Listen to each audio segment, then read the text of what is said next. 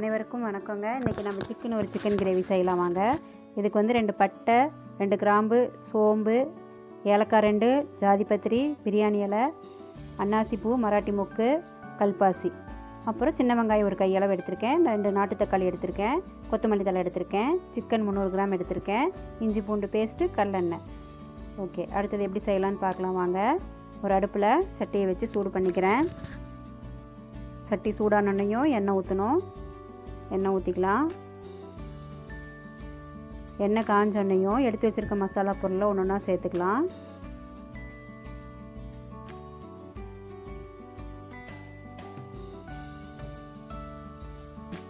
ஒன்று ஒன்றா சேர்த்துட்டு நல்லா பொரிய விடணுங்க.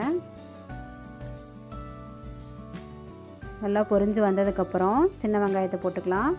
சின்ன வெங்காயம் வந்து நாட்டு வெங்காயமாக பார்த்து எடுத்து போட்டிங்கன்னா டேஸ்ட் நல்லாயிருக்குங்க. பெரிய வெங்காயம் போட வேண்டாம். நாட்டு வெங்காயத்துலையுமே பொடி வெங்காயமாக எடுத்து முழுசாகவே போட்டால் இன்னும் டேஸ்ட்டு ரொம்ப சூப்பராக இருக்கும். வெங்காயத்தை போட்டு நல்லா வதக்கி விடணுங்க.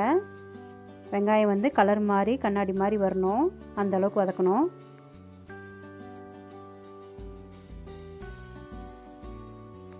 பாருங்கள், இந்த அளவுக்கு வதங்கிருச்சு. அடுத்தது தக்காளி போட்டுக்கலாம்.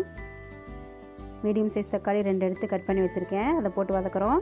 தக்காளி வதங்குறதுக்கு வந்து தேவையான மஞ்சத்தூள், உப்பும் போட்டுக்கலாம். உப்பு போட்டு வதக்கிறப்ப பார்த்திங்கன்னா தக்காளி சீக்கிரம் வதங்கி வரும். நல்லா வதக்கிக்குங்க. கூடவே வந்து இஞ்சி பூண்டு பேஸ்ட்டும் போட்டுக்கலாம். இஞ்சி பூண்டு பேஸ்ட் வந்து வீட்டிலே அரைச்சி வச்சுக்கோங்க, அதை போட்டுக்கலாம். 1 ஸ்பூன் போடுங்க.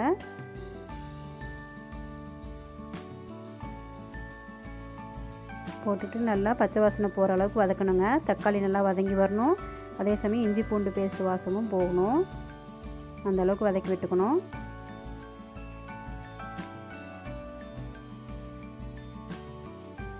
நல்லா வதங்கி வந்ததுக்கப்புறம் நம்ம சுத்தம் பண்ணி வச்சுருக்க சிக்கனை போட்டுக்கலாம்.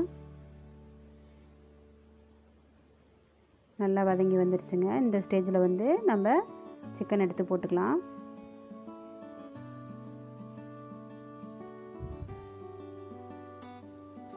சிக்கனை போட்டு 2 பெரட்டு விட்டுட்டு மசாலா பொடி இதுக்கு தேவையானது நம்ம போட்டுக்குவோம். இதுக்கு வந்து பார்த்திங்கன்னா மிளகாத்தூள், மல்லித்தூள், கறி மசால் தூள் 3 வேணும். மிளகாத்தூள் 1 ஸ்பூன் போட்டுக்கோங்க. மல்லித்தூள் 2 ஸ்பூன் போட்டுக்கோங்க. கறி மசால் தூள் வீட்டில் அரைச்சதே வச்சுருக்கு, அதே 2 ஸ்பூன் போட்டுக்கலாம். கறி மசால் தூள், சாம்பார் தூளெல்லாம் வந்து எப்படி செய்யறதுன்னு அடுத்தடுத்த வீடியோவில் போடுறேங்க. எல்லா தூளும் போட்டு நல்லா பெசரி விடணும். நல்லா கலந்து விட்டு கறியோட அந்த மசாலாலாம் சேர்கிற அளவுக்கு அடுப்பு சிம்மில் வச்சு மூடி வைக்கணுங்க. நல்லா கிளறி விட்டுருங்க. விட்டுட்டு அடுப்பு சிம்மில் வச்சு மூடி வச்சுருங்க.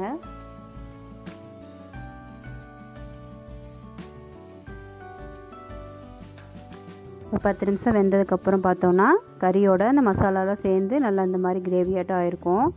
இப்போ வந்து நம்ம கறி வேகிற அளவுக்கு தண்ணி ஊற்றிக்கணும். 1 சொம்பு தண்ணி ஊற்றுறேன் நான்.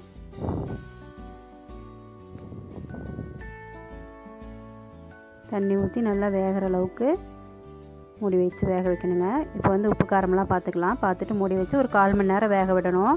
இடையில அப்பப்போ திறந்து கிளறி விட்டுக்கோங்க.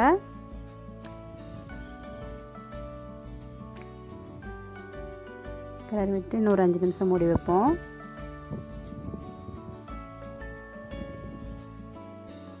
இப்போ பார்க்கலாங்க, கிரேவி பதத்துக்கு வந்துருச்சு. கறி வெந்துருச்சான்னு பார்த்துக்கலாம். ஓகே, நல்லா சாஃப்டாக வெந்துருச்சுங்க. இந்த சமயத்துக்கு நம்ம கொத்தமல்லி தழை தூவி இறக்கிக்கலாம். இந்த கிரேவி வந்து உங்களுக்கு சப்பாத்திக்கு, இட்லி, தோசை, சாதத்துக்கு எல்லாத்துக்குமே இந்த செம்ம டேஸ்ட்டாக இருக்குங்க. இதை வந்து மட்டன்லேயும் வச்சு செய்யலாம். சூப்பரான சிக்கன் கிரேவி ரெடி ஆயிடுச்சு. செஞ்சு பாருங்கள். நன்றி, வணக்கம்.